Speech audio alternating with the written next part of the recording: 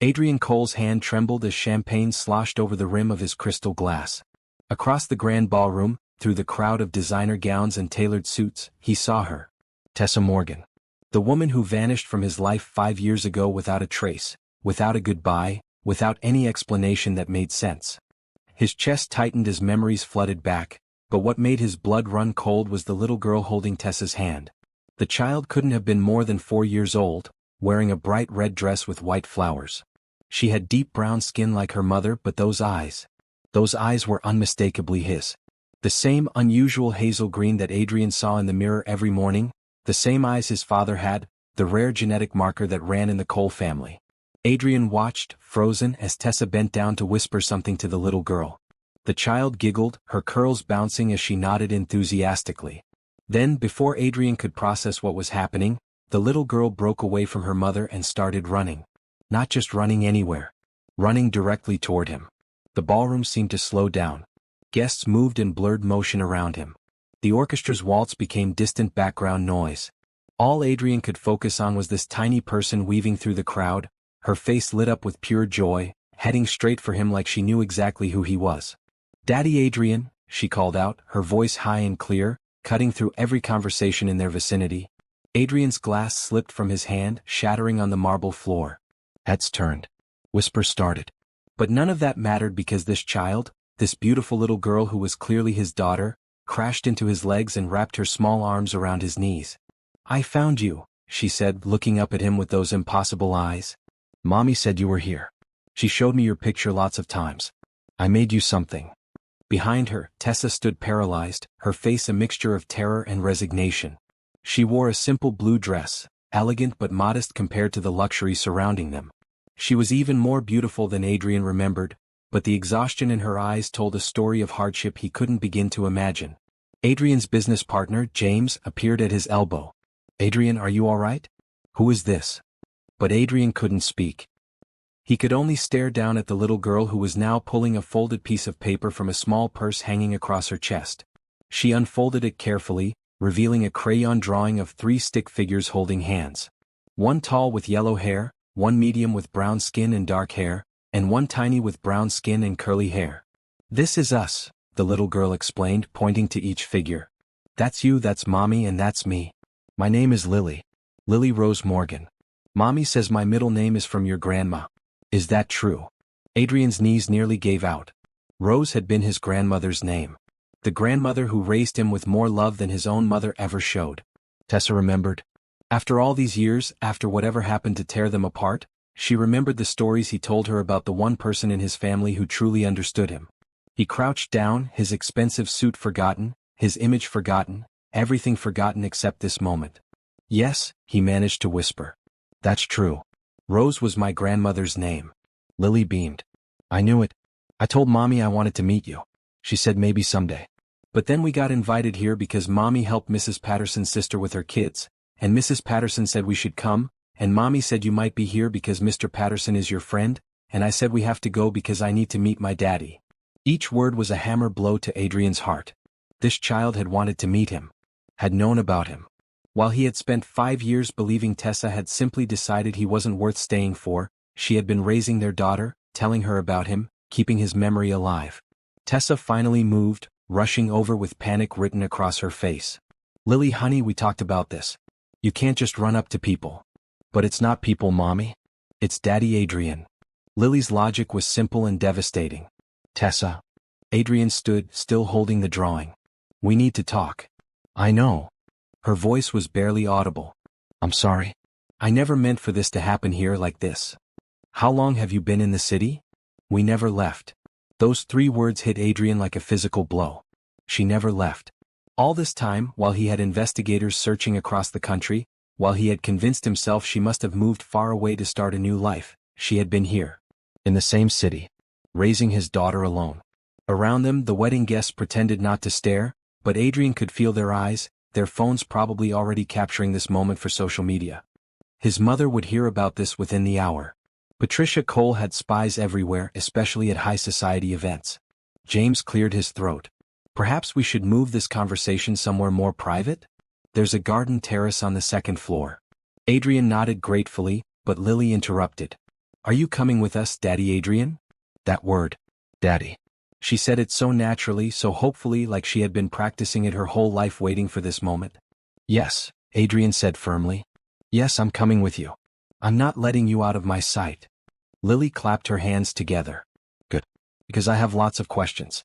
Mommy answers them, but she says some things only daddies can explain. Like, why do boys like trucks so much? I like trains better. Trains go more places. Despite everything, despite the shock and confusion and rising anger at the years stolen from him, Adrian felt a smile tug at his lips. I like trains better too. See, Mommy? I told you we were the same. As they walked toward the terrace, Lily chattering away about her favorite train routes she had learned from library books, Adrian's mind raced. 5 years. 5 years of first steps he didn't see. First words he didn't hear. Birthdays he didn't celebrate. Someone was responsible for this, and he had a sinking feeling he knew exactly who. His mother had never approved of Tessa. Patricia Cole had made that abundantly clear from the moment Adrian brought Tessa to a family dinner. A social worker from a regular family, no connections, no pedigree, no use to the Cole empire. His mother had smiled through that dinner with ice in her eyes, and 2 weeks later Tessa disappeared. The terrace was empty, lit by strings of soft white lights. The city sprawled below them, millions of lives playing out in the darkness. Adrian shut the glass doors behind them, muffling the party noise. Lily immediately went to the railing, standing on her tiptoes to see better. Wow. Is this what rich people see all the time? Lily, step back from there, Tessa said quickly, moving to pull her daughter to safety. Adrian watched them together, seeing the practiced ease of their relationship, the obvious love and trust. Tessa had done this alone. Every scraped knee, every nightmare, every triumph and struggle. Alone. Why? The single word came out rougher than he intended. Tessa closed her eyes. Can we talk after I put Lily down for the night? This isn't a conversation for little ears. I'm not little. I'm 4 3/4, Lily corrected. You're right, you're very big, Tessa said softly. But grown-ups still need to talk about grown-up things sometimes. Adrian knelt beside Lily again. Your mom is right. But can I ask you something first? Lily nodded seriously. Would it be okay if I came to see you tomorrow? Maybe we could get ice cream and talk about trains? Her face transformed with pure joy. Really? You promise? I promise. I never break my promises. Okay. But chocolate ice cream is the best. Just so you know. Noted. Adrian held out his hand, and Lily shook it solemnly, like she had seen adults do. Tessa's eyes glistened with unshed tears. We should go. This was a mistake. I shouldn't have come. No. Adrian stood. Don't run again. Please. Whatever happened, whatever made you leave, we can figure it out. But don't take her away from me again. Don't take yourself away from me again. The raw emotion in his voice made Tessa's tears finally fall. You don't understand what happened. Then help me understand. Tomorrow. After I spend time with Lily, you and I will talk. Really talk. No more running, Tessa. I can't do another 5 years of not knowing. She nodded slowly. Okay. Tomorrow. But Adrian, there are things you don't know about your family. Things that made me believe leaving was the only way to protect everyone I love. A cold dread settled in Adrian's stomach. His family. His mother. Patricia. Tessa's silence was answer enough. Before Adrian could respond, Lily tugged on his sleeve. Daddy Adrian? Are you going to be at my birthday party? It's in 2 months. I'm going to be 5. That's a whole hand. She held up her small hand, fingers spread wide, and Adrian felt something break open inside his chest. Something that had been locked away since the day Tessa disappeared. I'll be at your birthday party, he promised. And every single one after that. Could you really blame a mother for trying to protect her child from a world she didn't understand? Have you ever had to make an impossible choice between love and safety? Drop a comment below and let me know what you would have done in Tessa's position. And if you want to see how this story unfolds, hit that subscribe button because this is just the beginning. The community center on Maple Street had seen better days. Faded yellow paint peeled from the walls, and the linoleum floors were scuffed from decades of use. But inside it buzzed with life. Children laughed in the after-school program, seniors played cards in the corner, and volunteers sorted donated clothes in the back room. Adrian Cole had never been inside a place like this. At 28 he had spent his entire life in penthouses, country clubs and private schools. His world was board meetings and charity galas where rich people wrote checks to feel good about themselves without ever seeing where the money went. but his college friend Marcus had begged him to come speak at this fundraiser. Marcus worked for a nonprofit and believed Adrian could inspire these kids with his tech success story. Adrian had agreed mostly to get Marcus to stop calling, but now, standing in this warm, chaotic space, he felt something shift inside him. "Thank you all for coming," a woman's voice called out from the small stage. "I'm Tessa Morgan, the coordinator here at Maple Street Community Center. We're so grateful for your support tonight." Adrian looked up and time seemed to stop. Tessa wore a green sweater and jeans, nothing fancy, but she glowed with genuine warmth. Her dark hair was pulled back in a simple ponytail, and when she smiled, her whole face lit up. She wasn't trying to impress anyone. She was just herself, completely and utterly real in a way Adrian had never experienced in his social circles. She talked about the center's programs with such passion that Adrian found himself leaning forward to catch every word. She told stories about the kids they helped, the families they supported, the elderly people who found community here. She made poverty and struggle sound not like statistics but like real human experiences that deserved dignity and attention. When she finished speaking, Adrian realized he had been holding his breath. "That's Tessa," Marcus said, appearing beside him. "Amazing, right? She turned this place around in 2 years. Used to be they could barely keep the lights on. Now they're expanding programs left and right." "Introduce me," Adrian said before he could think better of it. Marcus raised an eyebrow. "Introduce you? Adrian Cole wants an introduction? Usually women are throwing themselves at you. She's different." "Yeah, she is. Fair warning though, she's not impressed by money. Turned down a donation from a guy last month because he wanted his name on the building in letters bigger than the actual mission statement." Adrian smiled. "Good." When Marcus brought him over, Tessa was talking to an elderly woman about her grandson's progress in the reading program. She took the time to really listen, not just nod politely while waiting for her turn to talk. When she finally turned to Adrian, her smile was friendly but not starstruck. "You must be the famous Adrian Cole," she said, shaking his hand. "Marcus has told me about your work in educational technology." "Nothing as important as what you're doing here," Adrian replied honestly. "We all contribute in different ways. Your speech was great, by the way. The kids loved hearing about coding from someone who actually built something from scratch." They talked for hours that night. Long after the fundraiser ended, long after Marcus gave up waiting and went home, Adrian and Tessa sat on the center's front steps talking about everything and nothing. She told him about growing up with parents who worked 3 jobs between them to keep their family afloat. How she became a social worker because she remembered the kindness of strangers who helped her family during hard times. Adrian found himself telling her things he never shared with anyone. About the loneliness of growing up rich, how his mother controlled every aspect of his life, how his father had died when Adrian was 12 and left him with a fortune but no parent who actually listened to him.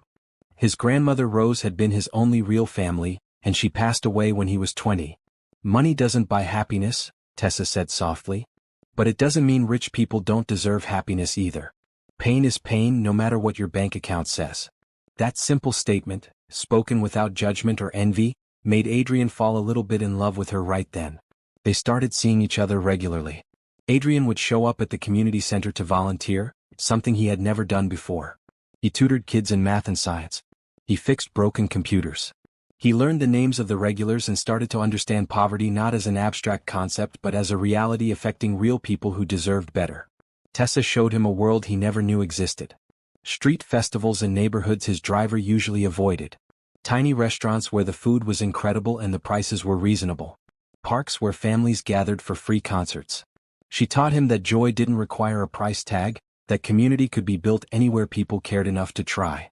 6 months into their relationship, Adrian took Tessa to meet his mother. Patricia Cole lived in a mansion that looked more like a museum than a home. Everything was white and gold and cold. She greeted Tessa with a smile that never reached her eyes. "So you're the social worker," Patricia said, the word somehow sounding like an insult. How quaint. The dinner was torture. Patricia asked questions designed to highlight the differences between Tessa's background and the Cole family's status. She brought up charity galas and European vacations, knowing Tessa had experienced neither. She mentioned family connections and business networks, subtly emphasizing that Tessa brought nothing valuable to the table.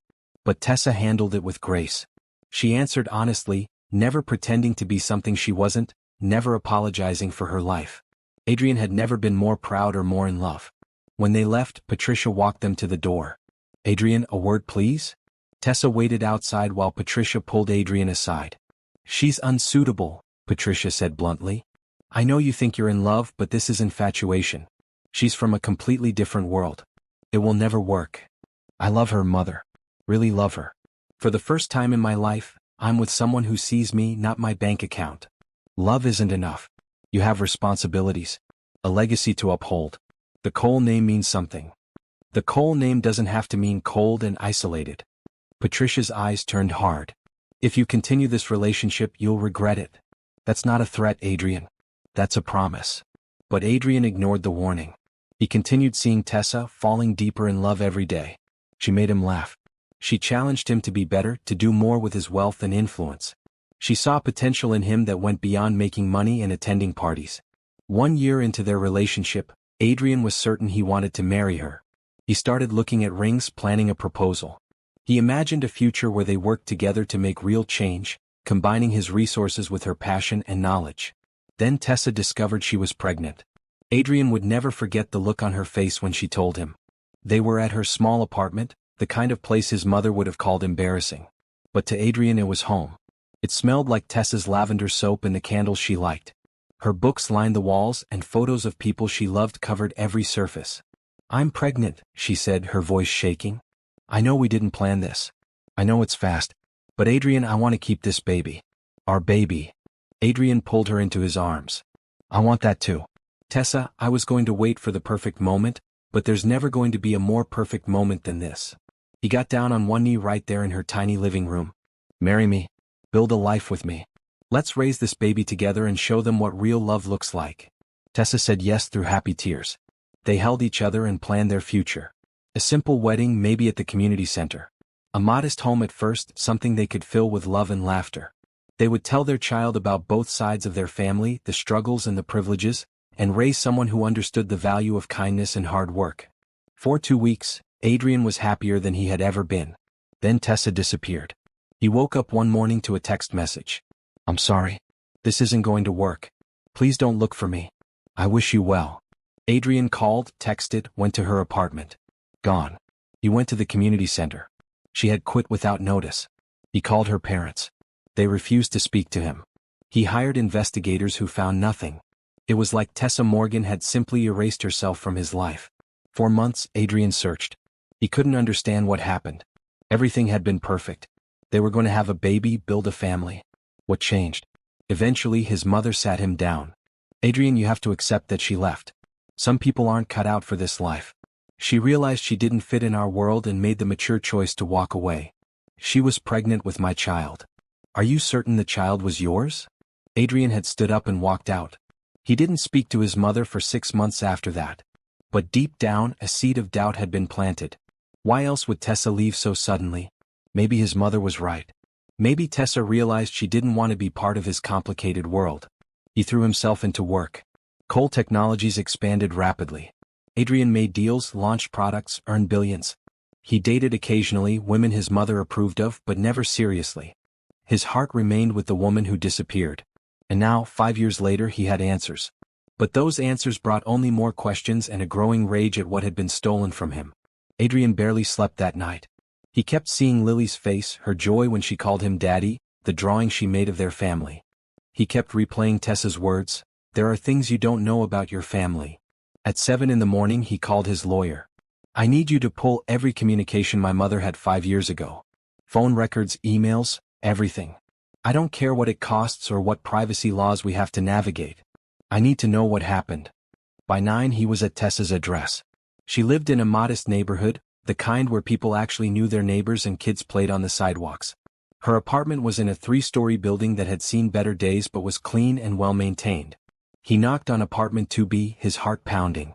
Tessa opened the door looking exhausted. You're early. I couldn't wait. Adrian held up a bag from a local bakery. I brought breakfast. And coffee. I remember you like it with cream, no sugar. Something flickered across Tessa's face. Pain maybe, or longing. You remembered. I remembered everything, Tessa. Every conversation, every moment. Nothing about our relationship was forgettable. She let him in. The apartment was small but filled with warmth. Lily's drawings covered the refrigerator. Books overflowed from shelves. A bright blue couch sat against one wall, and photos hung everywhere. Adrian recognized some of them, pictures from their time together that he thought were lost forever. She's still asleep, Tessa said, gesturing to a closed door. Saturday mornings she usually sleeps until 8. We have a little time. They sat at a small kitchen table, coffee cooling in their hands. For a long moment neither spoke. Finally Adrian said, "Tell me what my mother did." Tessa took a deep breath. 3 days after I told you I was pregnant, your mother came to see me. She showed up at the community center with 2 men in suits. They looked like lawyers or bodyguards, I wasn't sure which. Adrian's hands clenched around his mug. She was very polite at first, Tessa continued. She congratulated me on the pregnancy. Then she laid out exactly why I needed to disappear from your life. She had investigated my family. She knew my parents were struggling financially. She knew my father had a heart condition and couldn't afford his medications half the time. She knew my younger brother was trying to go to college on scholarships that barely covered tuition. What did she threaten? She said if I stayed with you she would destroy my family. My father would lose his job. My brother would lose his scholarships. She had connections, she said, and she wasn't afraid to use them. She painted a picture of my family losing everything, all because I was selfish enough to believe I could fit into your world. Adrian felt sick. And then? Then she offered me money. A lot of money. Enough to pay off my parents' debts, put my brother through school and set me up comfortably. All I had to do was leave and never contact you again. Never tell you about the baby. Just disappear. But you didn't take the money? No. I told her to go to hell. Tessa smiled sadly. I thought love was enough. I thought we could fight her together. So I went home to tell you what happened, to show you the kind of person your mother really was. What stopped you? My father had a heart attack that night. The doctors said it was stress-related. He pulled through but barely. While I was at the hospital your mother showed up again. She said this was a warning. She said next time my father might not be so lucky. She said accidents happen, especially to people who don't know when to walk away. Adrian stood abruptly, his chair scraping against the floor. She threatened your father's life. I don't know if she meant it literally or if she was just trying to scare me. But Adrian, I couldn't take that chance. My father almost died. My family was falling apart. Your mother made it clear that staying with you meant putting everyone I loved at risk. So you left. I left. I sent you that text and I blocked your number before I could change my mind.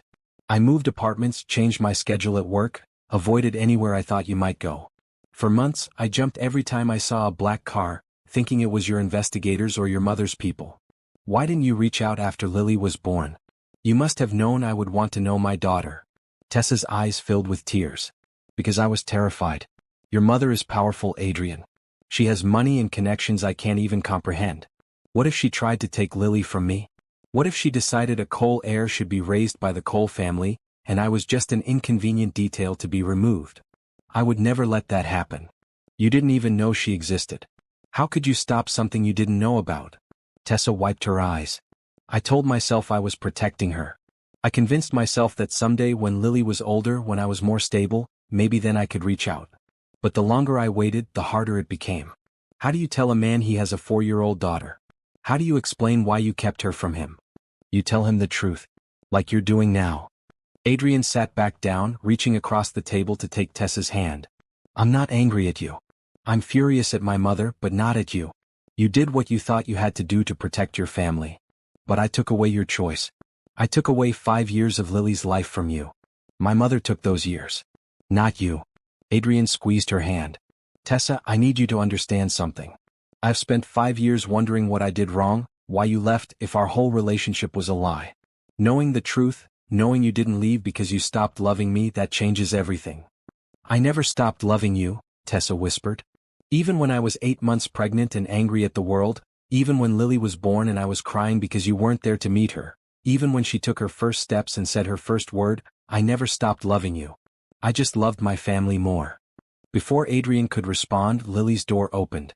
She walked out rubbing her eyes, wearing pajamas covered in cartoon trains. When she saw Adrian, her face lit up like sunrise. Daddy Adrian. You came back. I told you I would. I always keep my promises. Lily climbed into his lap without hesitation, as natural as if they had done this every morning of her life. She smelled like child shampoo and sleep, and Adrian felt his eyes burn with tears he refused to shed. Are we getting ice cream now? Lily asked hopefully. After breakfast. Your mom says you like pancakes. I love pancakes. with chocolate chips. Mommy makes the best ones.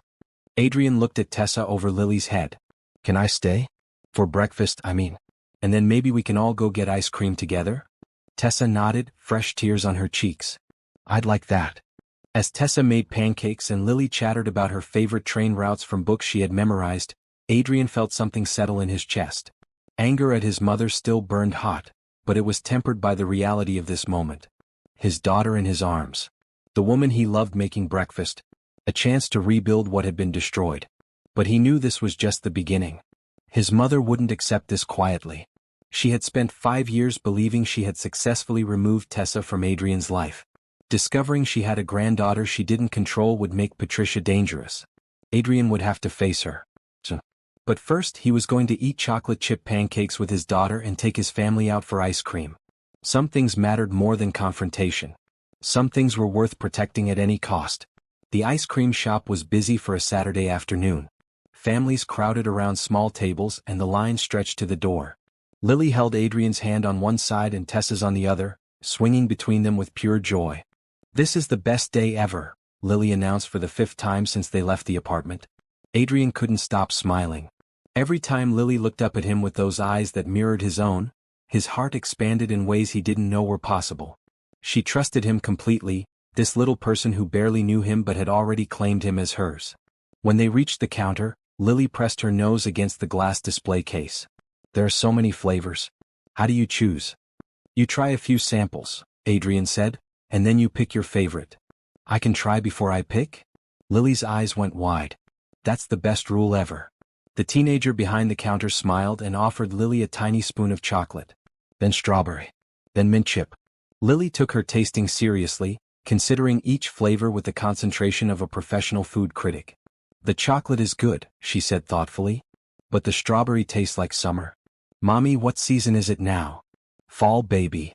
Then I want summer. I choose strawberry. Adrian ordered chocolate for himself and vanilla with caramel for Tessa, remembering it was her favorite. Her surprised look confirmed he was right. They found a table outside where they could watch people walk by. Lily sat between them, carefully licking her cone so it wouldn't drip. Daddy Adrian, do you have a job? Lily asked suddenly. I do. I run a technology company. We make computers and software that help people learn things. Like educational stuff? Exactly like educational stuff. Mommy says education is important. She says it's how people get chances to do better. Lily paused to catch a drip of ice cream. Do you like your job? I do. But I think I could like it more. I think I've been doing it wrong for a while. How do you do a job wrong? Adrian considered his answer carefully. Even at 4, Lily deserved honesty. I focused too much on making money and not enough on helping people. Your mom taught me that a long time ago, but I forgot for a while. Mommy is really smart, Lily said proudly. She helps lots of people. Sometimes they cry and say thank you, and Mommy says she's just doing her job, but I know she does more than just her job. She does her heart too.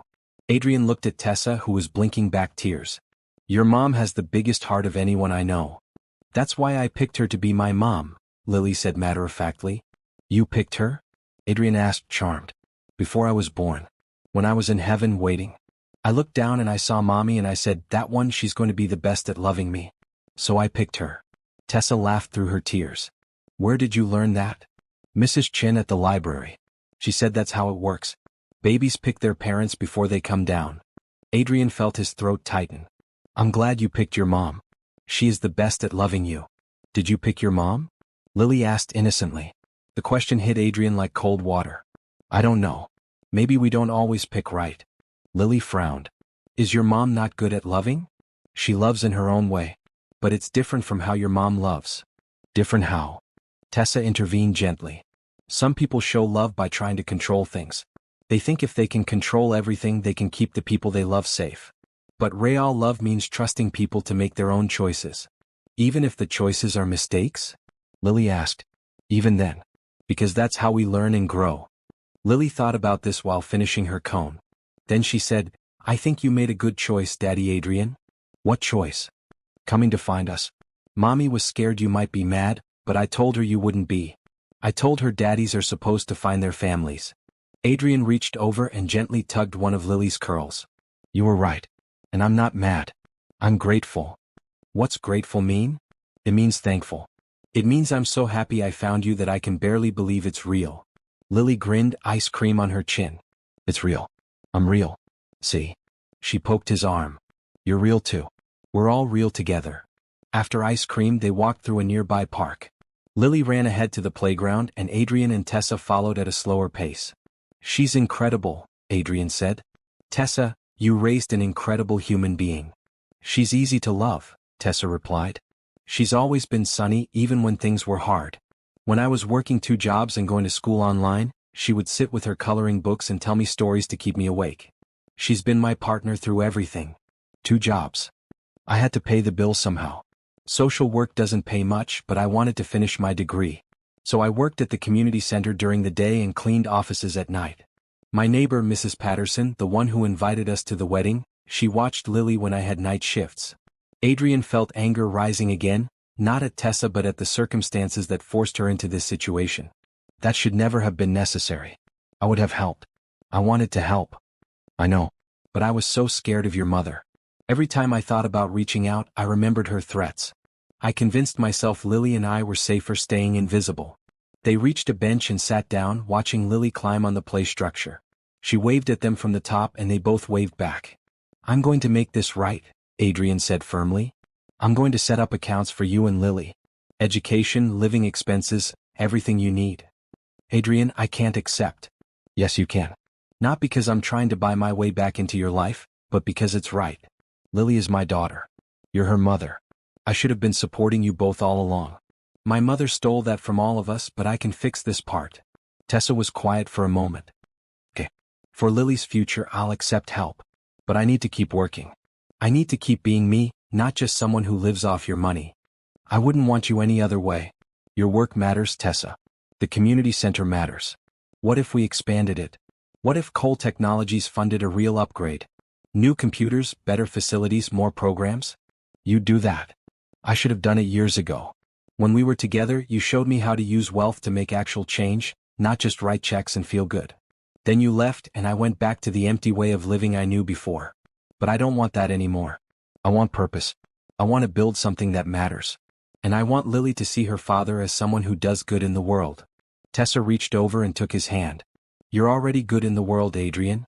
You just forgot for a while. Lily came running back, breathless and sweaty.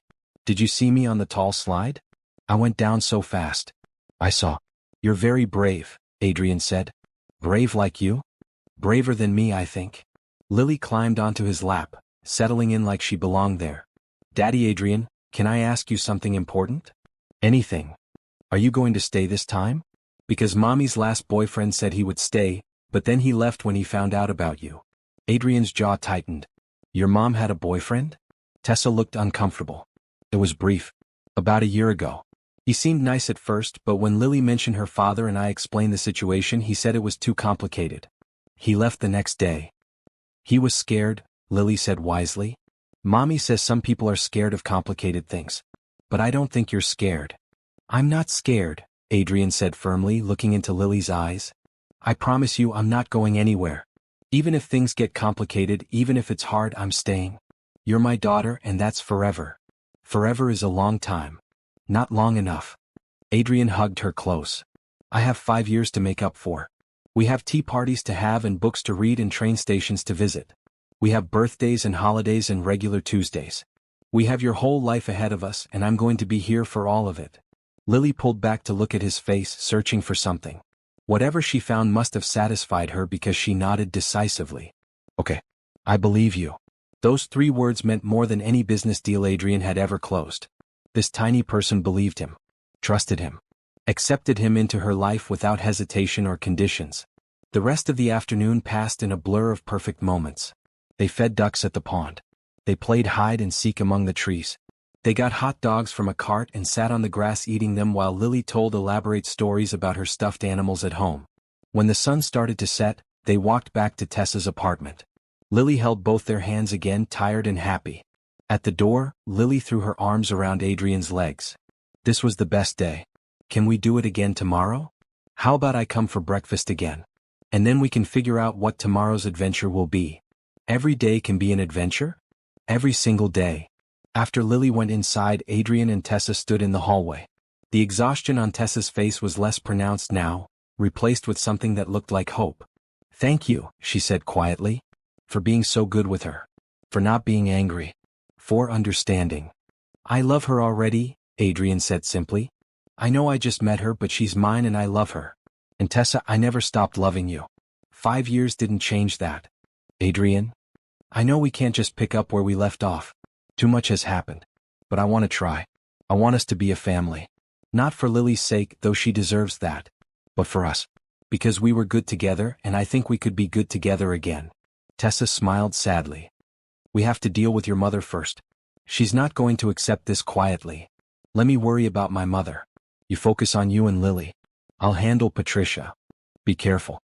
She's dangerous when she doesn't get her way. So am I."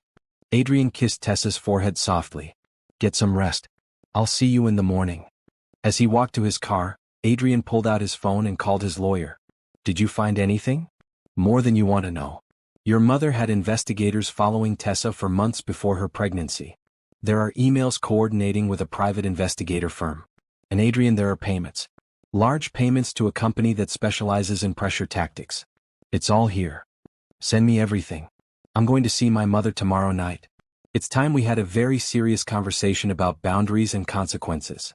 Adrian drove home to his penthouse, the same cold, empty space he'd been living in for 5 years. But tonight it didn't feel like home.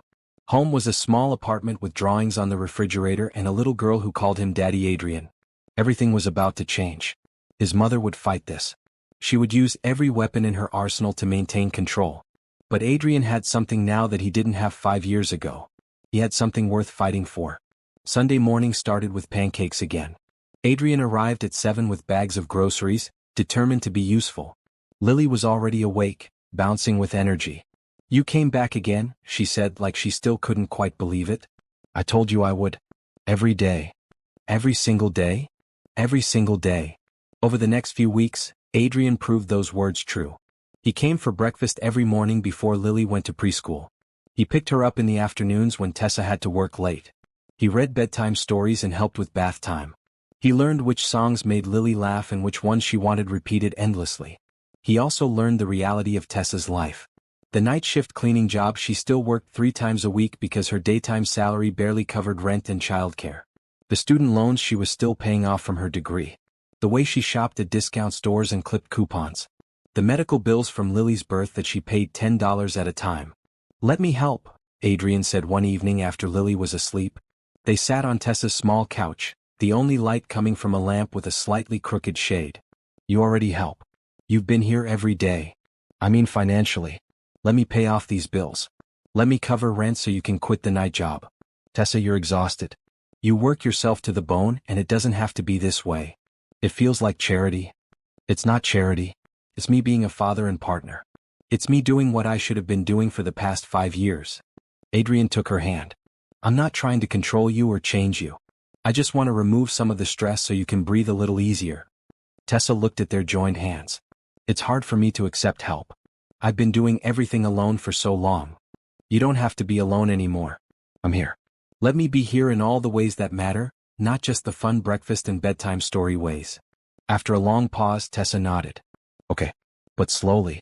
I need to adjust to this new reality where I'm not constantly worried about money." The next day, Adrian had his accountant set up accounts for Lily's education and future. He paid off Tessa's medical bills and student loans. He covered her rent for a year in advance. He did it all quietly without fanfare, simply making problems disappear. But the best help he gave was his time. He showed up consistently, reliably, exactly when he said he would. He proved to both Tessa and Lily that his promises weren't empty words. Lily thrived with 2 parents. Her confidence grew. She started talking about when Daddy Adrian and I, as naturally as she talked about anything else. She drew pictures of their family constantly, always the same 3 figures holding hands. One afternoon while Lily napped, Tessa showed Adrian a notebook she kept. "I started this when Lily was born," she explained. "I write down stories about you, memories from when we were together. I wanted her to know you even if she couldn't meet you. I wanted her to understand that you were real and you loved her, even if you didn't know she existed." Adrian paged through the notebook with tears in his eyes. Story after story of their time together. The night they met. Their first kiss. The way Adrian laughed at Tessa's terrible jokes. His kindness to the kids at the community center. His grandmother Rose and the stories he told about her. "You made me a real person to her," he whispered. "You were always real to us. Even when you were gone." Adrian pulled Tessa close, and for the first time since she had returned to his life, he kissed her. It was gentle, tentative, full of 5 years of longing and loss. When they pulled apart, Tessa was crying. "I missed you so much," she said. "Every single day I missed you. We have time now. We have all the time in the world to make new memories." But Adrian knew their peace was temporary. He had been avoiding the inevitable confrontation with his mother, wanting to establish his relationship with Lily first. But Patricia had eyes everywhere. She would know by now that Adrian had found Tessa and discovered his daughter. The confirmation came that evening in the form of a text from his mother. "We need to talk. Tomorrow evening. My house. Come alone." Adrian showed the message to Tessa. "I'm scared," she admitted. "What if she tries to take Lily?" "She won't. I have lawyers who will ensure she can't. And Tessa, I have evidence of what she did 5 years ago. Emails, payment records, everything. She threatened you and your family. That's not going to look good if it becomes public." "You'd expose your own mother? To protect you and Lily?" Without hesitation, Adrian cupped Tessa's face in his hands. "My mother ruled my life for too long. She controlled everything through fear and money. But she doesn't control me anymore. Love is stronger than fear. You taught me that." The next evening, Adrian drove to his mother's mansion. The same house where Tessa had endured that awful dinner. The place felt even colder now, knowing what Patricia was capable of. His mother waited in her formal sitting room, perched on a white sofa like a queen on a throne. She was 65 but looked younger, maintained through expensive procedures and careful living. She wore a burgundy suit that probably cost more than Tessa's monthly rent. "Adrian," she said coolly, "I hear you've been busy. You mean you heard I found my daughter and the woman you terrorized into leaving me? I did what was necessary to protect you. Protect me from what? From love? From happiness? From building a real family?" Adrian remained standing, refusing to sit and play nice. "From making a mistake that would haunt you forever. That woman was completely unsuitable. She would have dragged you down to her level." "Her level?" "Tessa is a social worker who dedicates her life to helping people. She's kind, intelligent, and has more integrity in her little finger than you have in your entire body." Patricia's eyes flashed. "How dare you speak to me that way? How dare you threaten an innocent woman and her family? How dare you steal 5 years of my daughter's life from me?" Adrian pulled out his phone and opened the file his lawyer sent. "I have evidence of everything you did. The investigators you hired to follow Tessa. The pressure company you paid to threaten her family. The timing of her father's heart attack with your visits. It's all here." For the first time, Patricia looked uncertain. "You're bluffing." "Am I? Want me to send these emails to the press? Want the world to know that Patricia Cole, philanthropist and society queen, destroyed a young woman's life because she wasn't rich enough for her son? Want your friends at the country club to know you threatened a pregnant woman? You wouldn't. Try me. Test my limits and find out exactly what I'm willing to do to protect my family." Patricia stood abruptly. "That child is a Cole. She belongs with this family, raised properly with the right education and connections. That woman can't provide for her the way we can. That woman is Lily's mother and my partner. And you will treat her with respect or you will never meet your granddaughter. You can't keep my own grandchild from me. Watch me. Lily is 4 years old and happy and loved. She doesn't need your money or your connections or your toxic view of the world. She needs love and kindness and acceptance, things you've never been good at providing." Patricia's face went pale then red. "I did everything for you. Everything I've done was to give you a better life. No, you did everything to control me.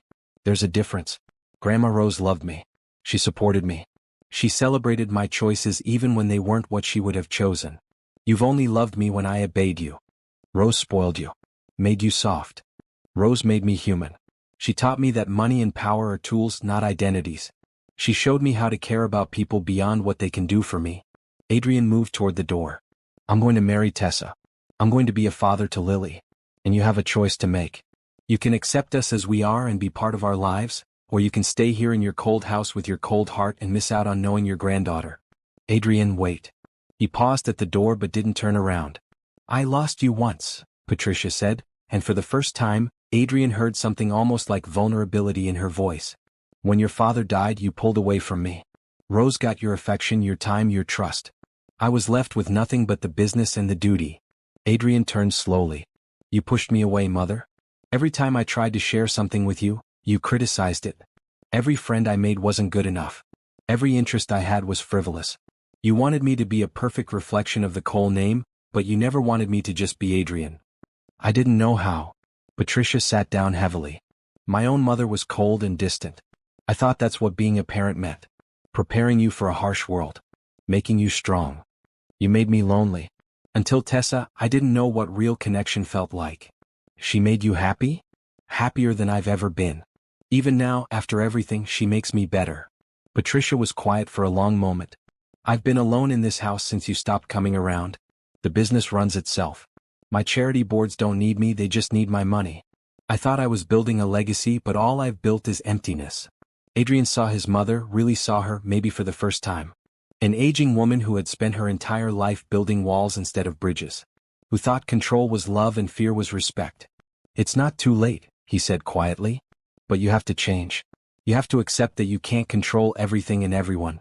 You have to meet Tessa and Lily where they are, not try to make them into something else. I don't know if I can do that. Then I guess you'll miss out on knowing the most amazing little girl in the world. Your choice, mother. Adrian left, not sure what his mother would decide. But he had said what needed saying. The rest was up to Patricia. When he got back to Tessa's apartment, Lily was still awake, waiting for him.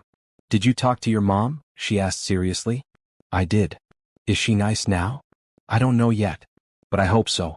Because I'd like you to meet your grandmother someday. Lily climbed into his lap.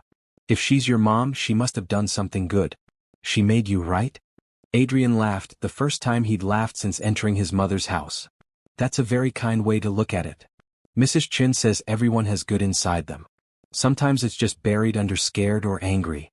Mrs. Chin is very wise. She's 100 years old. That's a lot of time to get wise. Adrian held his daughter close, grateful for her ability to see the good in everything. If Patricia ever did change, it would be because of Lily's pure perspective, not because of anything Adrian said. That night, after Lily was in bed, Adrian and Tessa sat on her small balcony looking at the city lights. What happens now? Tessa asked. Now we live our lives. We're a family. We figure it out as we go. What if your mother doesn't accept us? Then she misses out. But Tessa, I think maybe, possibly, I saw a crack in her armor tonight. A tiny recognition that she's been wrong. It's not much, but it's more than I've ever seen from her before. Lily has a way of bringing out the best in people. She gets that from you. They sat in comfortable silence, hands linked, watching the city breathe below them. 5 years had been stolen, but the future stretched out full of possibility. It wouldn't be perfect. There would be challenges and adjustments and difficult conversations. But they would face it together. Family wasn't about perfection. It was about showing up, day after day, choosing love over fear, hope over bitterness, connection over control. And for the first time in 5 years, Adrian felt like he was finally home. 2 weeks passed in relative peace. Adrian spent every moment he could with Lily and Tessa. They fell into routines that felt natural and right. Saturday mornings at the park. Sunday breakfast at the diner. Weeknight dinners at Tessa's apartment. Story time before bed. Adrian moved some of his work remote so he could be present for the small moments. Lily's preschool pickup. Homework helped, though at 4 years old it was mostly coloring. Dance class on Wednesdays where Lily spun and twirled with more enthusiasm than grace. He also started making changes at Cole Technologies. He established a new division focused on educational software for underserved communities. He partnered with Tessa to identify community centers that needed technology upgrades. He remembered why he had started the company in the first place, not to make billions but to make learning accessible. Tessa quit her night cleaning job. The relief on her face when she realized she could sleep full nights was worth everything to Adrian. She had energy again. Color in her cheeks. Laughter that came easily instead of being forced through exhaustion. They were building something real.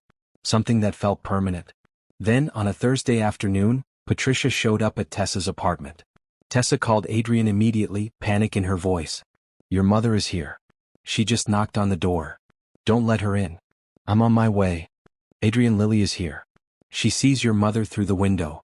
Adrian's heart dropped. I'll be there in 15 minutes. Don't open the door. But he heard Lily's voice in the background. Is that my grandma? The one with the big house. Lily, wait. She looks sad, Mommy. Why does she look sad? Adrian drove faster than he should have, running 2 yellow lights and parallel parking with less care than usual. He took the stairs to the second floor 2 at a time. When he reached the apartment, the door was open. Patricia stood in the small living room looking completely out of place in her designer clothes and perfect hair. But it wasn't her appearance that stopped Adrian cold. It was the expression on her face as she watched Lily. Lily sat on the floor surrounded by her train books, explaining to Patricia the difference between freight trains and passenger trains with the seriousness of a professor giving a lecture. And this one, Lily said, pointing to a picture, goes all the way across the country. It takes 3 days. 3 whole days on a train. Isn't that amazing? Patricia sat on the edge of Tessa's blue couch, her expensive burgundy suit oddly bright against the modest furniture. She looked at Lily like she was seeing a miracle. That is amazing, Patricia said quietly. I've never been on a train that long. Really? But you're old. You should have done lots of train riding by now. Lily, Tessa said softly. That's not polite. But it's true. She has grandma hair.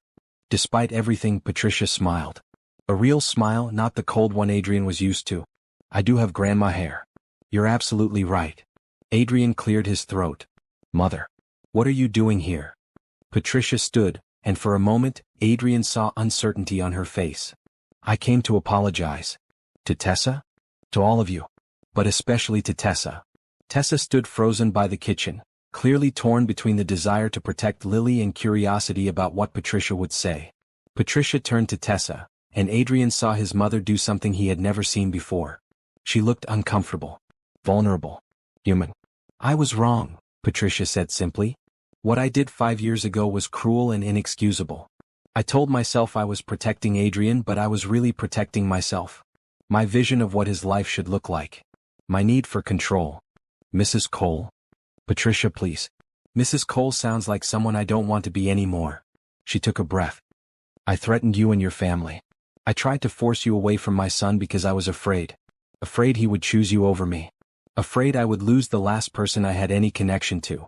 You had a terrible way of showing it, Tessa said, her voice shaking. I know. I spent my whole life building walls instead of relationships. My marriage was a business arrangement. My friendships are transactional. Adrian's grandmother Rose was the one who truly loved him, and I was jealous of that love because I didn't know how to replicate it. Lily looked up from her books. Why were you scared? Daddy Adrian is nice. He wouldn't leave you just for mommy. He'd make the family bigger, not replace people. Patricia's eyes filled with tears. You're right. I should have known that. But I was too afraid to risk it. Are you still scared? Lily asked. Terrified. But Adrian told me I had a choice. Be alone or be part of this family. And I don't want to be alone anymore. Lily stood up and walked over to Patricia. She was so small next to Adrian's tall mother, barely reaching Patricia's knees. But she took Patricia's hand with complete confidence. Family means you don't have to be alone, Lily said. That's what mommy always tells me. Even when things are hard, family stays. Patricia looked down at Lily's small hand in hers. Even when family has been unkind? Everyone makes mistakes. Mrs. Chin says the important thing is trying to do better. Mrs. Chin is very wise. That's what Daddy Adrian says too. Patricia looked at Adrian with an expression he had never seen before. It took him a moment to recognize it as pride. You've done something incredible here. Despite me, despite everything, you've built something beautiful. Tessa built it, Adrian said. I just showed up late. But you showed up. That's more than I did for you when you were young. Patricia looked at Tessa again. I know an apology doesn't fix what I did. I know I can't give you back the 5 years I took. But I want to try to be better. I want to be a grandmother Lily can be proud of. Why should I believe you? Tessa asked. You threatened my family. You made me believe my father would die if I stayed with Adrian. You terrorized me into leaving the man I loved. You shouldn't believe me. Not yet. I have to earn your trust and that will take time. But I'm asking for the chance to try. Lily tugged on Patricia's hand. Do you like tea parties? I've been to many tea parties. No, I mean real tea parties. With pretend tea and stuffed animals and silly voices. Those kind of tea parties. Patricia looked confused. I've never been to that kind of tea party. Then you haven't lived yet. Come on, I'll show you. Before anyone could protest, Lily dragged Patricia toward her room. Patricia looked back at Adrian with something like panic and he almost laughed. Just follow her lead, he called out. And be prepared to use a British accent for the stuffed rabbit. When they were gone, Tessa collapsed onto the couch. What just happened? Adrian sat beside her. I think my mother just met someone who doesn't care about her money or status or power. Someone who sees her as just another person. Lily has that effect on people. She gets it from you. They sat in silence for a moment, listening to Lily's cheerful chatter from the bedroom and Patricia's softer responses. I'm not ready to forgive her, Tessa said quietly. What she did was horrible. I lost 5 years with you because of her threats. You don't have to forgive her yet. Or ever if that's what you decide. But maybe we can give her a chance to be different. For Lily's sake? For all our sakes. Hate and anger take so much energy. I don't want to spend the rest of my life bitter about what we lost. I want to focus on what we have now. Tessa leaned her head on Adrian's shoulder. When did you get so wise? I had good teachers. You and Lily and Mrs. Chen. Who is Mrs. Chen? Lily's librarian. Apparently she's 100 years old and full of wisdom. Tessa laughed, the sound warm and genuine. She's 72 and from Taiwan. But yes, she's wonderfully wise. From Lily's room, they heard Patricia say in a terrible British accent, Would you care for more tea, Lady Whiskers? Lily giggled. That's good, Grandma Patricia. But Lady Whiskers is French, not British. Oh dear, what does French sound like? I don't know. Make something up. Patricia attempted a French accent that sounded more like a cartoon character. Lily dissolved into delighted laughter. I can't believe this is happening, Tessa said. Your mother is playing pretend in my daughter's bedroom. Our daughter's bedroom. And I can't believe it either. But Lily has a way of breaking down walls. They heard more laughter from the bedroom, and despite everything, despite the pain and the lost years and the justified anger, something in Tessa's chest loosened. Maybe forgiveness wasn't something you decided once. Maybe it was something you chose every day, little by little, when someone genuinely tried to change. When Patricia emerged from Lily's room 30 minutes later, her perfect hair was slightly mussed and there was a stuffed bear under her arm. Mr. Honey has decided to come home with me, she explained seriously. He needs to see how the other bears live. Mr. Honey is very lucky, Lily said, hugging Patricia's legs. Will you come back for another tea party? If your mother says it's okay. All eyes turned to Tessa. She took a deep breath. You can come back. But Patricia, if you ever threaten my family again, if you try to control or manipulate any of us, you're done. No second chances. No forgiveness. Done. I understand.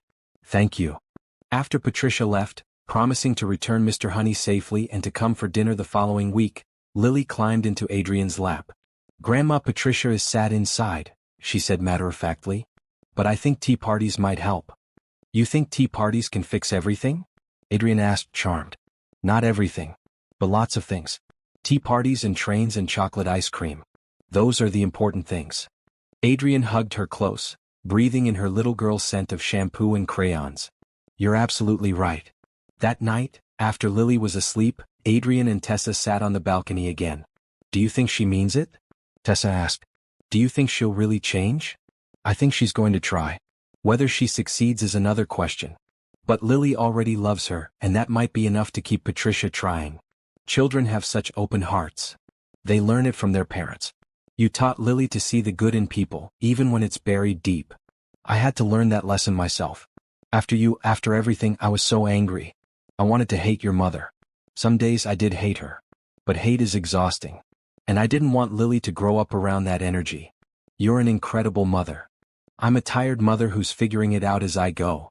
That's what all the best parents are. Adrian pulled Tessa close, and they sat wrapped in each other as the city lights twinkled below. The future was still uncertain. His mother could relapse into old patterns. Tessa's trust could shatter again.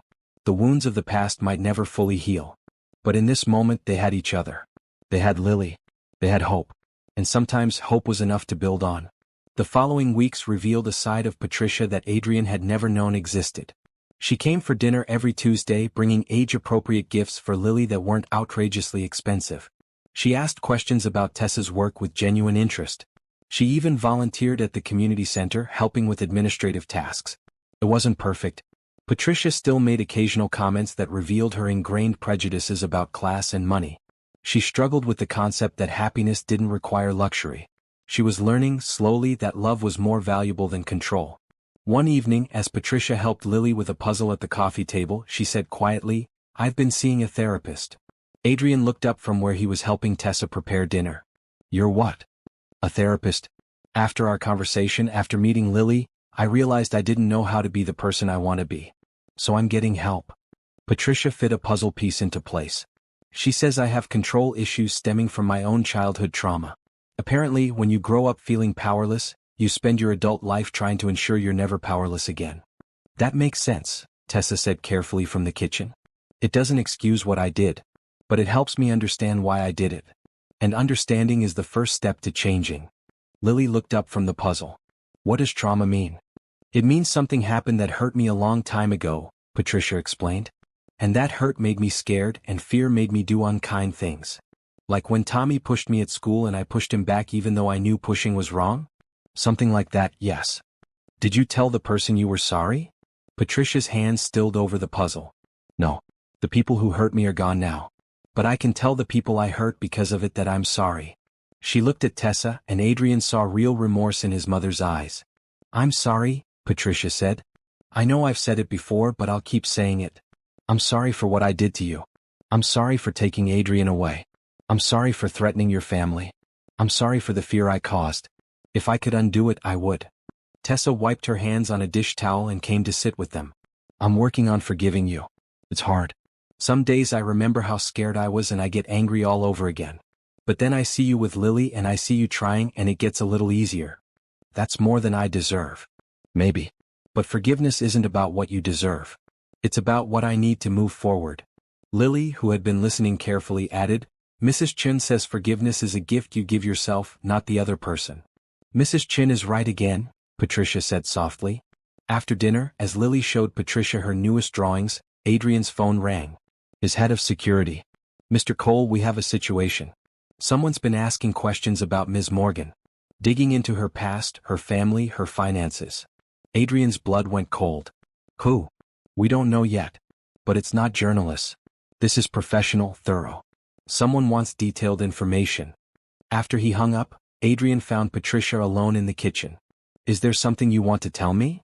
What do you mean? Someone is investigating Tessa. Having her followed, digging into her background. You wouldn't know anything about that, would you? Patricia's face went pale. No. Adrian, I swear I haven't hired anyone. I've been trying to change. Then who? I don't know. But Adrian, I have enemies. People who would love to see me vulnerable. If they found out about Lily, about Tessa, they might use it against me. Or against us. The realization hit them both at the same time. Whoever was investigating Tessa wasn't doing it to help Patricia. They were doing it to find leverage, weaknesses, ways to exploit the Cole family. Adrian called Tessa into the kitchen and explained the situation. Her face drained of color. My parents, she whispered. If someone goes after them again, we'll protect them, Adrian said firmly. I'll have security on your parents starting tonight. And Tessa, I think you and Lily should move in with me. At least temporarily until we know what we're dealing with. Move in with you? My penthouse has better security. Full-time guards. Cameras. No one gets up without passing through security. Adrian, that's a huge step. I know. But your safety matters more than taking things slow. Patricia cleared her throat. Or they could come stay at my house. It has even better security than Adrian's building. Gates, guards, the whole estate is monitored. Both Adrian and Tessa stared at her. I know what you're thinking, Patricia continued. The same house where I made Tessa feel unwelcome. But things are different now. I'm different. And more importantly, Lily would be safest there. I can't, Tessa said immediately. Patricia, I appreciate the offer, but I can't live in that house. Then let me hire additional security for your building. Guards at the entrance, cameras in the hallways. Whatever makes you feel safe. Adrian watched his mother carefully. This wasn't the controlling Patricia he knew. This was someone genuinely trying to help without strings attached. Let's start with security for Tessa's parents, Adrian decided. And we upgrade security here. If things escalate, we'll revisit the living situation. Over the next few days, Adrian's team worked to identify who was investigating Tessa. They traced the inquiries back to a private investigation firm that specialized in corporate espionage and opposition research. The firm's client remained anonymous, but Adrian had his suspicions. Business rivals who would love to find dirt on the Cole family. Competitors who wanted leverage in negotiations. Maybe even tabloid journalists looking for a story about the reclusive billionaire's secret family. Through it all, Patricia surprised everyone. She used her connections to quietly shut down some of the investigation channels. She called in favors from people who owed her, making it clear that anyone who threatened Tessa or Lily would answer to her personally. "Why are you doing this?" Tessa asked one evening when Patricia stayed late to help install additional locks. "Because you're family now. Because Lily is my granddaughter. And because I owe you 5 years of protection I didn't provide. You're the reason I needed protection in the first place." "I know.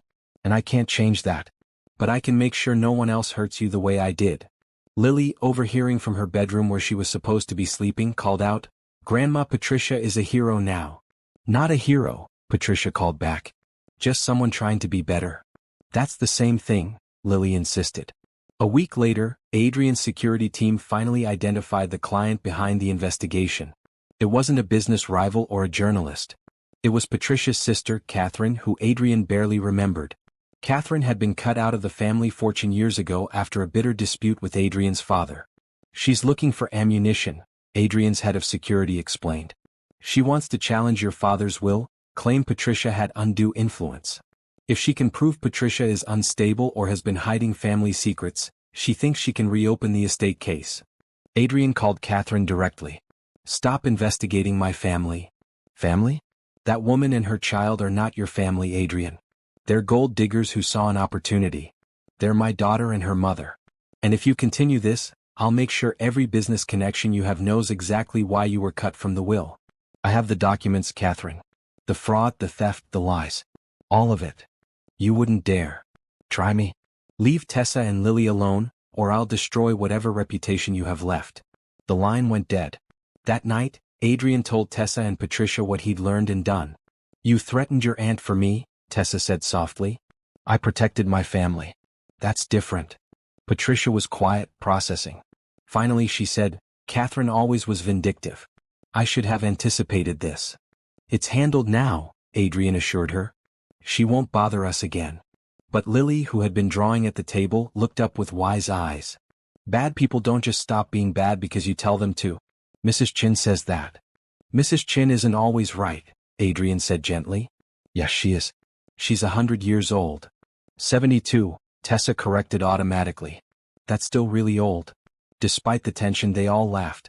Lily had a way of breaking through the darkest moments with simple observations.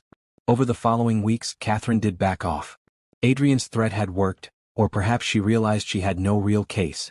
Either way, the investigation stopped. Life began to settle into a new normal. Patricia became a regular presence in their lives, though she still struggled with her ingrained habits. She caught herself making judgmental comments about Tessa's apartment and had to actively work to reframe her thinking. She had to remind herself that love didn't require luxury, that happiness existed outside her narrow worldview. One Saturday, Patricia invited them all to her house. Not for dinner, but for Lily to use the pool. Tessa was hesitant, but Lily was so excited about swimming that she agreed. The estate looked different in daylight. Still grand, still intimidating, but somehow less cold. Patricia had made changes. Fresh flowers in every room. Photos of Lily on the mantel. Bright throw pillows on the white furniture. "I'm trying to make it feel more like a home," Patricia explained. "It's been a museum for too long." Lily loved the pool. She splashed and played with the joy of a child who rarely got to swim. Adrian played with her, throwing her in the air and catching her while she shrieked with delight. Tessa and Patricia sat in lounge chairs watching them. "He's a good father," Patricia said. "Better than his own father was. He tries. That's what matters. I didn't try with him. I thought providing for his material needs was enough. I didn't understand that children need presence, not just presence. It's not too late to be present now." Patricia looked at her. "Do you really believe that? That I can make up for the past?" "I believe people can change if they want it badly enough. And I see you wanting to. I want Lily to know a different version of me. Not the cold woman who valued status over substance. I want to be someone she's proud to call grandma." "Then keep doing what you're doing. Show up. Be present. Love without conditions." They sat in comfortable silence for a while, watching Adrian and Lily play. Then Patricia said, "I need to tell you something. About why I was so controlling with Adrian." Tessa waited, not pushing. "My mother was cruel," Patricia continued. "Physically, emotionally, in every way. My father ignored it, too focused on his business empire. I grew up believing that love was conditional, that you had to earn affection through perfection. When I married Adrian's father, it was a business arrangement. We never loved each other. And when Adrian was born, I didn't know how to love him. I only knew how to control him, shape him, mold him into something that would survive in this harsh world I understood. That must have been lonely. It was. Rose, Adrian's grandmother, tried to show me another way. She loved freely, openly. But I thought she was weak. I thought her kindness would make Adrian soft, vulnerable. I fought against her influence, and in doing so, I pushed Adrian away. He doesn't talk about his grandmother much. Because it hurts. She was the only person who truly loved him, and when she died he lost his safe place. I could have stepped up then, been what he needed. Instead, I doubled down on control. And I lost him. You haven't lost him. He's right there. Patricia watched her son playing with his daughter. I lost him for a long time. I'm just now getting him back. Getting all of you back. And I won't waste this second chance. Later that evening, as they prepared to leave, Lily threw her arms around Patricia's legs. Thank you for the swimming, Grandma Patricia. This was the best day. Patricia bent down, something she never would have done in her designer clothes before, and hugged Lily properly. You're welcome, sweetheart. Come back anytime. Can I really? Anytime I want. Anytime you want. This is your house too now. On the drive home, Lily chattered about the pool and the fancy towels and the cookies Patricia had made. Yes, made, not bought from an expensive bakery. Patricia had actually baked cookies, probably for the first time in her life, because Lily mentioned she liked homemade ones best. Your mother is trying really hard, Tessa said to Adrian. I know. I never thought I'd see the day. Do you think it will last? I think she's scared of losing us again. Fear used to make her controlling. Maybe now it will make her careful, considerate. Trying to be better. Fear isn't the best motivation. No, but love is. And I think she's learning to love without conditions. Lily is teaching her. In the back seat, Lily had fallen asleep, exhausted from swimming. Adrian glanced at her in the rearview mirror, his heart full. I want to ask you something, Adrian said quietly. What? Move in with me. Not because of security threats or practical reasons. But because I want to wake up with you every morning. I want to have breakfast as a family every day, not just weekends. I want to be there for every moment, big and small. Tessa was quiet for a long time. That's a big step. I know. And if you're not ready, I understand. But Tessa, I lost 5 years with you. I don't want to waste any more time on slow and careful when we could be building a life together. What about Lily? What if things don't work out? I can't put her through losing you again. Things will work out. I'm not going anywhere. I promise you, Tessa. I'm in this forever. Forever is what you promised Lily. And I meant it. Both of you. Forever. Tessa reached over and took his hand. Okay, let's do it. Let's be a family under one roof. Really? Really? But I want to keep working. I want to maintain my independence. And I want to say in decorating, because I've seen your penthouse and it's very modern and cold. Adrian laughed. Deal. Make it warm. Make it home. I can do that. They drove through the city, hands linked, their daughter sleeping in the back, the future stretching out full of promise. There would be challenges ahead. Patricia's change might not stick. Catherine might cause more trouble. Life would throw curveballs. But they would face it together. As a family. With love and hope and the simple wisdom of a 4-year-old who believed that tea parties could fix almost anything.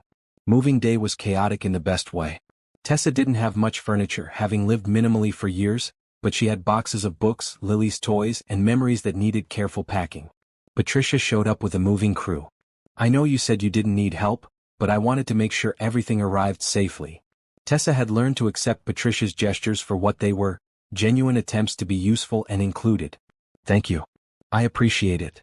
Adrian's penthouse was on the 40th floor with floor-to-ceiling windows overlooking the city. It was sleek and modern, all glass and chrome and neutral colors. Beautiful but impersonal, like a very expensive hotel. Lily walked in and her first words were, "Where are all the colors?" That's what I said, Tessa laughed. We're going to fix that. Over the next few weeks they transformed the space. Bright rugs softened the hard floors. Lily's artwork went up on the walls in colorful frames. Bookshelves replaced some of the abstract sculptures. Photos covered surfaces where there had only been expensive emptiness before. Adrian's home office became a shared space where Tessa could do her social work case files and Lily could do homework when she started kindergarten. They painted one wall bright blue at Lily's insistence because blue is happy. This room needs to be happy. The dining room, which Adrian had rarely used, became the heart of the home. They ate dinner there every night, talking about their days. Lily told elaborate stories about her stuffed animals' adventures. Tessa shared about the families she helped. Adrian talked about his work in ways that made it accessible and interesting. Patricia joined them twice a week for dinner. She brought stories from her therapy sessions, sharing insights with a vulnerability that still surprised Adrian. She talked about unlearning toxic patterns, about recognizing how her own childhood trauma had shaped her parenting, about the hard work of becoming someone new. One evening, Patricia said, "My therapist suggested I apologize to you, Adrian, for your childhood. For not being the mother you needed. You already apologized." "Not really. I apologized for what I did to Tessa. But I never apologized to you for the years of emotional distance, for making you feel like you had to be perfect to earn my love, for competing with Rose instead of learning from her." Adrian set down his fork. Lily, sensing the serious moment, climbed into Tessa's lap quietly. "I'm sorry," Patricia continued. "I'm sorry I wasn't warm. I'm sorry I criticized instead of encouraged. I'm sorry I made you feel alone even when I was in the same room. I'm sorry I valued the Cole name more than I valued you." Adrian felt his throat tighten. "I needed to hear that. I know. I should have said it years ago. But I'm saying it now. And Adrian, I'm proud of you. Not because you're successful or wealthy, but because you're kind. Because you love openly. Because you're the father to Lily that I never was to you. You're learning. That's what matters. I'm trying. Some days are harder than others. Yesterday I caught myself about to criticize Tessa's choice of afternoon activities with Lily. Then I stopped and asked myself, why does it matter? Is anyone being hurt? No. Is Lily happy? Yes. So I kept my mouth shut and said nothing. That's growth, Tessa said warmly. Baby steps, Patricia replied. Very small baby steps. Lily looked up from Tessa's lap. I like your baby steps, Grandma Patricia. They're going in the right direction. Patricia smiled, and Adrian saw genuine happiness on his mother's face. Not the polite smile she wore at charity events or the cold one she used in business meetings. Real joy. The following month, Adrian launched the new educational technology initiative at Cole Technologies. He partnered with community centers across the city, providing free computers, internet access, and software designed specifically for underserved populations. The community center where he and Tessa had met was the first to receive the upgrade. New computers replaced the ancient machines. High-speed internet was installed. Educational software that adapted to each child's learning level was made available to everyone. At the launch event, Tessa stood beside Adrian as he spoke to the crowd of community members, educators, and press. 5 years ago, I walked into this building for the first time, Adrian said. I was here to give a speech, to feel good about myself for an hour, and then return to my comfortable life. But something happened that day. I met someone who showed me what real impact looks like. Not writing checks from a distance, but being present, showing up, doing the work. He looked at Tessa, who was trying not to cry. This initiative isn't charity. It's investment. Investment in the future, in education, in the belief that every child deserves access to the tools that will help them learn and grow. The woman who taught me that is here today. Tessa Morgan, the coordinator of this center, the person who has dedicated her life to serving this community. And she happens to be my partner and the mother of my daughter. The crowd erupted in applause. Tessa wiped her eyes, overwhelmed. When the formal event ended, kids swarmed the new computer lab. Lily was right there with them, showing off the coding program Adrian had designed specifically for young learners. Look, this robot does what you tell it to do, Lily explained to a group of fascinated children. You just have to give it the right instructions. Adrian watched his daughter teaching other kids with the same passion Tessa brought to her work. Like mother, like daughter. Mrs. Chin, the librarian Lily adored, came over to Adrian. She was a tiny woman with silver hair and kind eyes behind thick glasses. Your daughter talks about you constantly, Mrs. Chin said. For a long time she talked about you like you were a story character. Someone wonderful but not real. Now she talks about you like you're her whole world. She's mine, Adrian said simply. Good fathers raise good humans. You're doing well. I had a good teacher. Tessa showed me what real parenting looks like. Tessa is special. When she first came here she was hurting. I could see it. But she never let that hurt stop her from helping others. She turned her pain into purpose. I'm going to marry her, Adrian said. I haven't asked yet, but I'm going to. Mrs. Chin smiled. She'll say yes. But not because of your money or your status. She'll say yes because you see her. Really see her. That's what we all want, isn't it? To be truly seen by someone who loves us. That night, after Lily was in bed, Adrian and Tessa stood on their penthouse balcony looking at the city lights. Today was incredible, Tessa said. Seeing the kids' faces when they saw the new equipment, hearing them talk about what they want to learn. Adrian, you're changing lives. We're changing lives. This is your vision, Tessa. I just have the money to make it happen. It's more than money. You're present.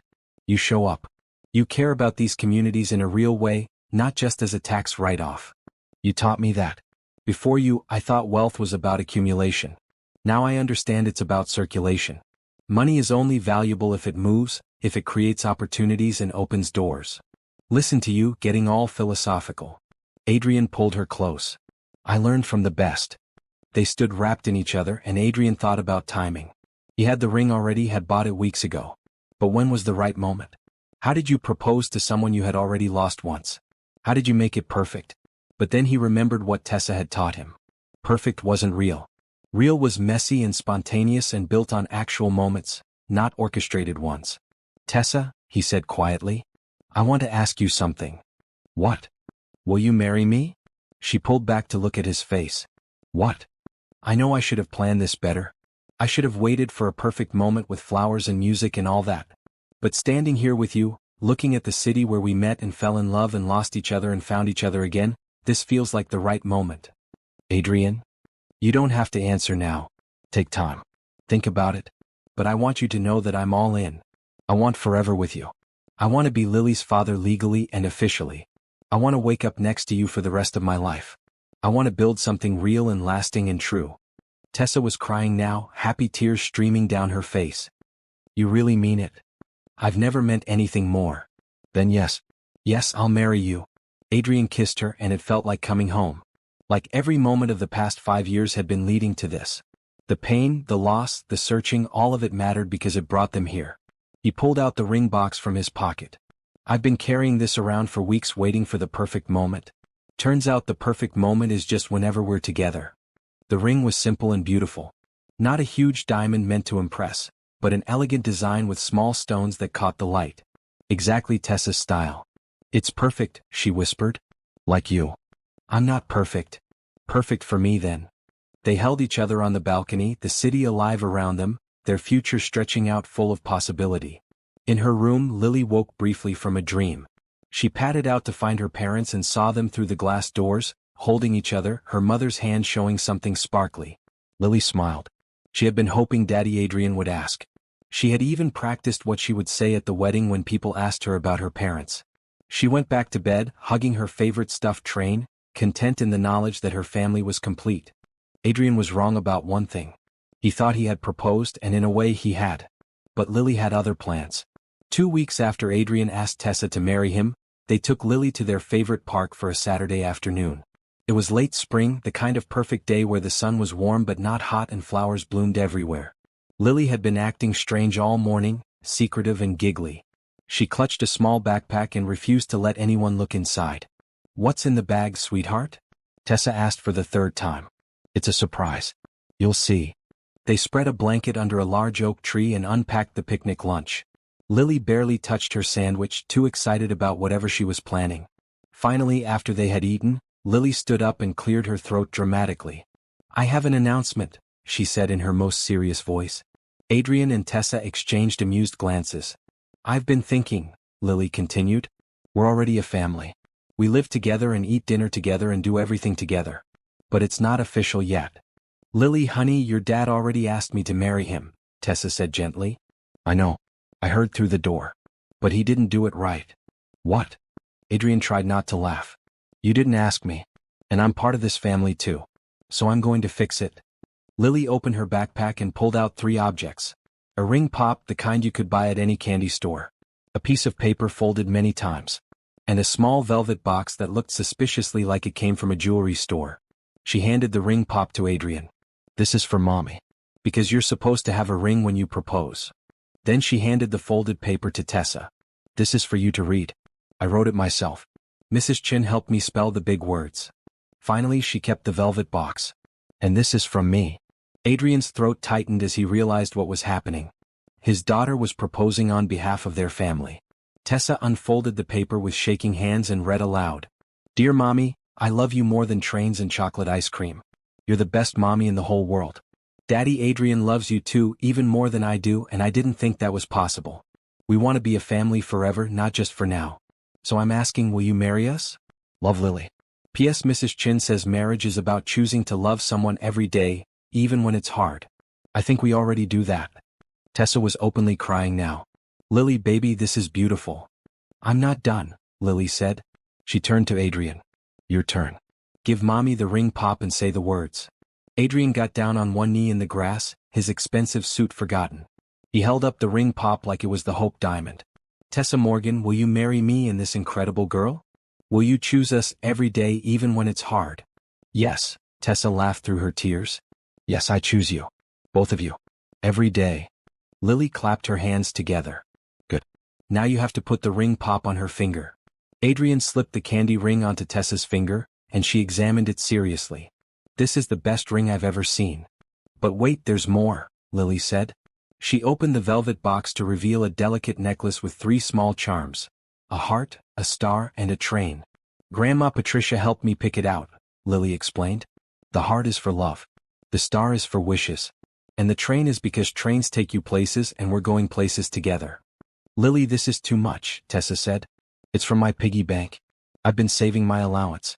Grandma Patricia said I had enough for something small, and this was small but perfect. Adrian helped Tessa put on the necklace while Lily watched with satisfaction. Now it's really official, Lily declared. We're engaged. All 3 of us. All 3 of us, Adrian repeated, pulling both his girls into a hug. Around them, other park visitors had noticed the scene. A few were taking photos. One woman was openly weeping. An older couple applauded softly. Lily waved at them. We're getting married. All of us. The afternoon became a celebration. Strangers offered congratulations. Other children came over to admire Lily's backpack and hear the story. One little boy said solemnly, I want to propose to my parents too when they get married. As the sun started to set, they packed up their picnic and walked toward home. Lily held both their hands, swinging between them, the happiest child in the world. That was the best proposal ever, Tessa said. I agree, Adrian replied. Though I'm a little embarrassed my 4-year-old daughter knows more about romance than I do. 4 3/4, Lily corrected. And it's not about romance. It's about family. You're right. It's about family. That night, after Lily was asleep, Adrian and Tessa looked at the collection of proposal items on their dresser. The ring pop, now carefully preserved in a plastic bag. The folded paper with Lily's careful handwriting. The necklace with its 3 meaningful charms. And Adrian's own ring, which Tessa had been wearing since he proposed on the balcony. 2 proposals, Tessa mused. That's not something many people can say. Only because we have the most thoughtful daughter in existence. She's pretty special. She gets it from you. Tessa turned to face him. Adrian, when do you want to get married? Like actual timeline? Tomorrow? Next week? I don't need a big wedding, Tessa. I just need you. I want something small. Family and close friends. Maybe at the community center where we met. Perfect. Absolutely perfect. And soon. I don't want to wait. We've already waited 5 years. Next month? Next month. They sealed the plan with a kiss, and Adrian felt something settle in his chest. 5 years ago he had lost everything. But life had a way of coming full circle. The pain had been real, the loss had been devastating, but it had led them here. To this moment. To this family. To this future they would build together. Would you believe that sometimes the most perfect proposals come from the hearts of children? That love isn't about grand gestures but about choosing each other every single day? Drop a comment below and share your thoughts on Lily's proposal. And don't forget to subscribe to see how this beautiful family story continues. The wedding was exactly 1 month after Lily's proposal in the park. They chose the community center where Adrian and Tessa had first met, the place where both their lives had changed forever. The space looked magical. White flowers hung from every available surface. Strings of lights created a warm glow. The folding chairs had been replaced with nicer ones, but they were still simple, still accessible, still representative of the community this building served. Only 50 people attended. Tessa's parents, who Adrian had gotten to know and deeply respect. Her younger brother, now in his final year of college thanks to the scholarship fund Adrian had quietly established. Mrs. Chun from the library, dressed in a beautiful blue dress and smiling her quiet smile. The staff from the community center who had become like family to Tessa over the years. Adrian's guests were smaller in number. A few trusted friends from college. His business partner James, who had facilitated that fateful wedding where Adrian had first seen Lily. And Patricia, who sat in the front row wearing a soft green dress and wiping tears before the ceremony even started. Lily was the flower girl, obviously.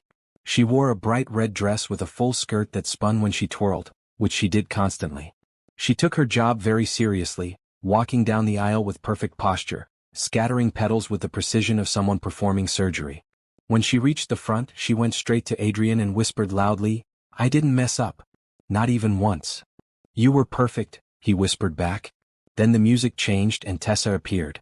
Adrian's breath caught. She wore a simple white dress, elegant and understated. No veil, just flowers woven through her dark hair.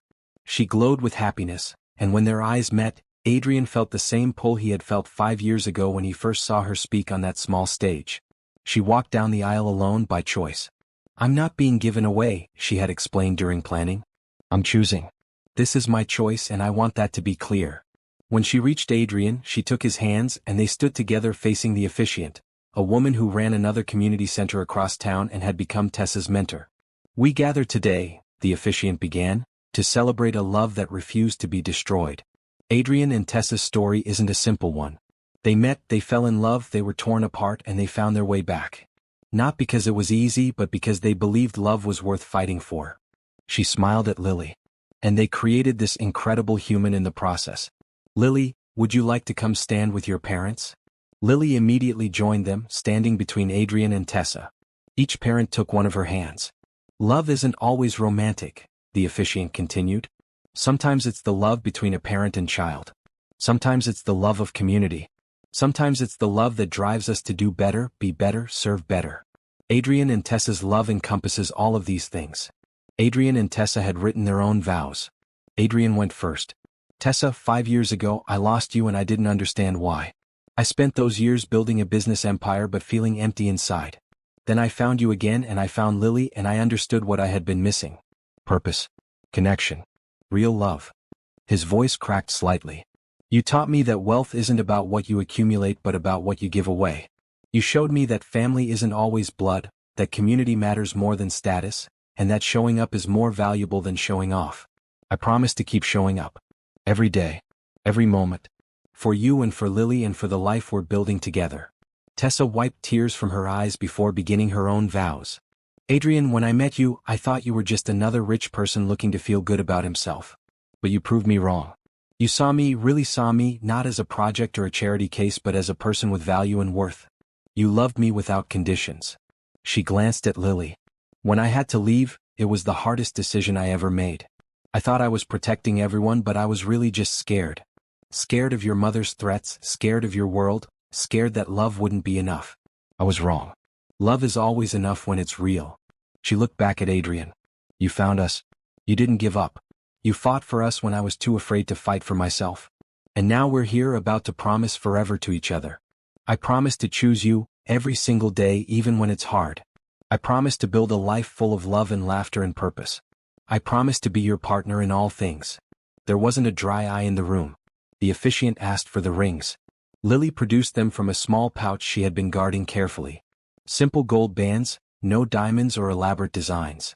Just symbols of commitment, circular and unbroken. They exchanged rings and then the officiant said, "By the power vested in me, I pronounce you married. Adrian, you may kiss your bride." Adrian pulled Tessa close and kissed her as their family and friends erupted in applause. Lily jumped up and down between them shouting, "We did it! We're really married now." The reception was held in the same room, tables set up where the chairs had been.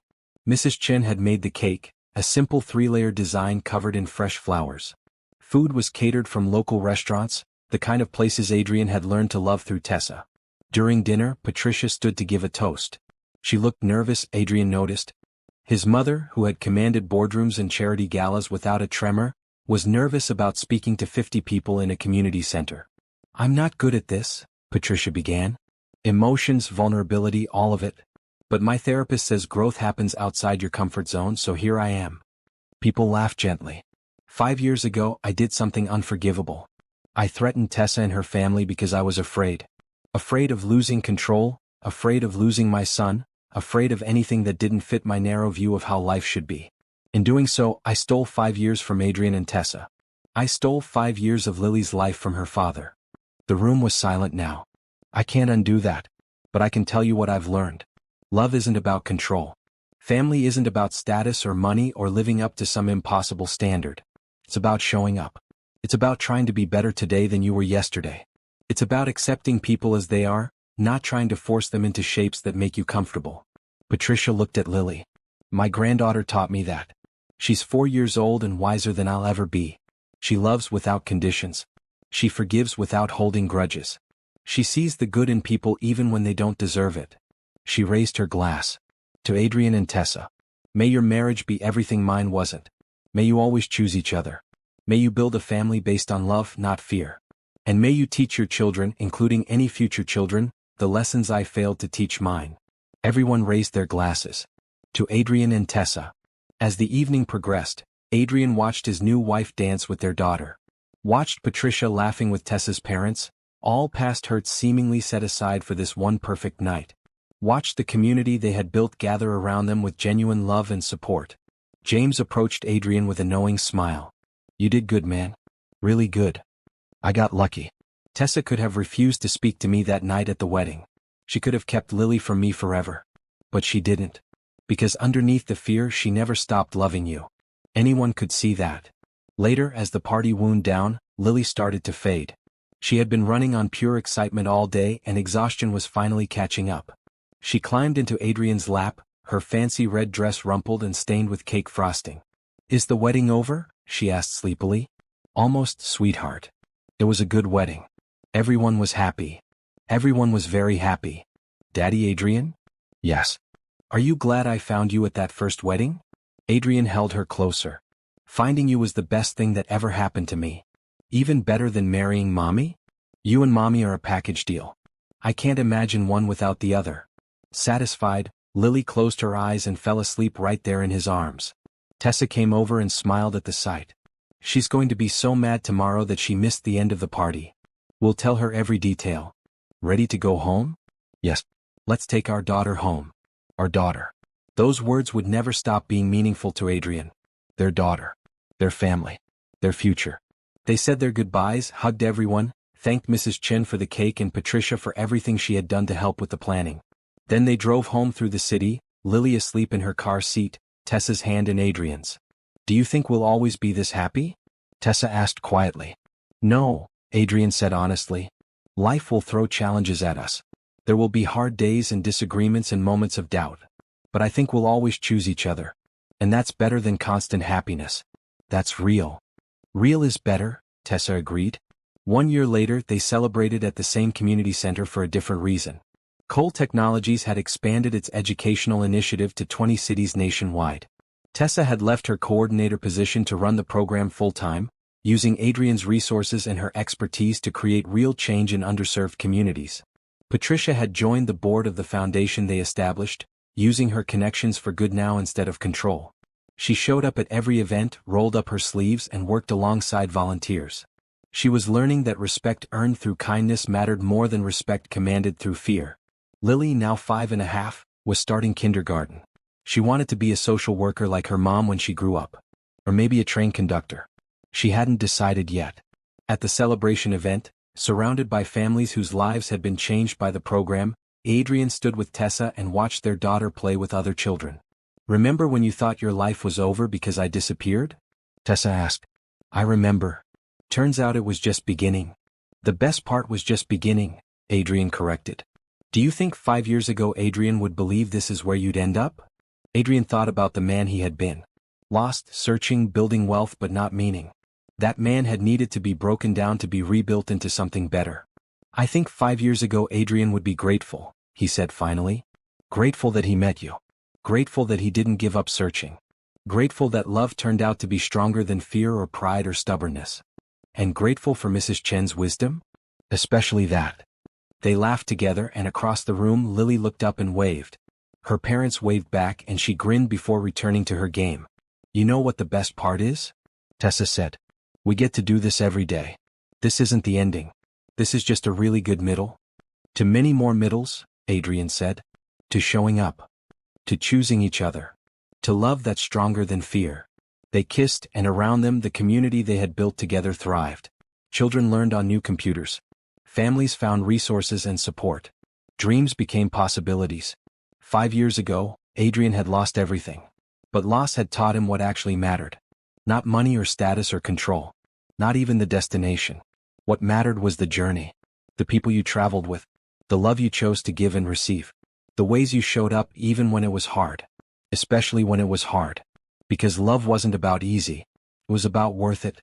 And this family, this life, this beautiful messy reality they had built together was worth every challenge, every tear, every moment of doubt that had led them here. Lily ran over and grabbed both their hands. Come on, they're about to announce the new program cities. I want to hear if ours is one of them. Ours already has the program, sweetheart, Tessa said. I know, but I want them to say our city's name so everyone knows we're special. They followed their daughter toward the stage, hands linked, hearts full. The past had been painful, but the present was beautiful. And the future stretched out ahead, full of promise and possibility and the simple joy of being together. That was enough. More than enough. It was everything.